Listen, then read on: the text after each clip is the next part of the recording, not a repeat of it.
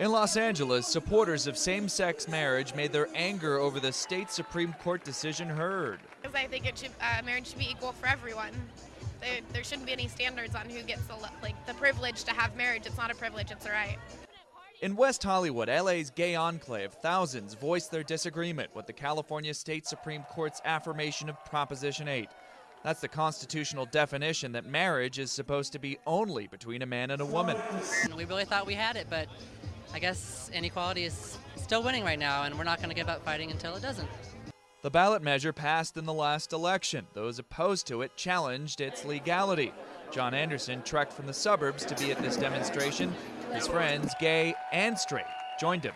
It's refreshing to be out where you're being able to be supported for your life choices and all that fun stuff. Because back in Valencia, whole different story. Among the crowd, the people also got a boost from celebrities. I grew up a good little Catholic girl going to church every Sunday, and I somehow never learned discrimination. All over Southern California, gays and lesbians spoke up. The activists here say they're ready to get gay marriage back on the California ballot. Meanwhile, the opponents of it say they're ready to fight too.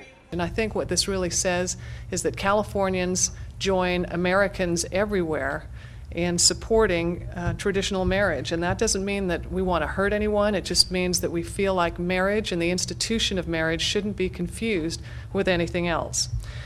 In a more toned-down response, opponents of same-sex marriages lauded the court's decision. That it's not an issue of hate or any kind of discrimination against anyone who has a preference of sexual preference in some other direction. Our support is to define marriage as only between a man and a woman. About 18,000 gay couples in California married prior to the election, but the court declared their unions as valid, future ones not. Right. This puts us in the position of being freed slaves in a slave state. Robert Goodman and his husband Mark Katz fall into that category.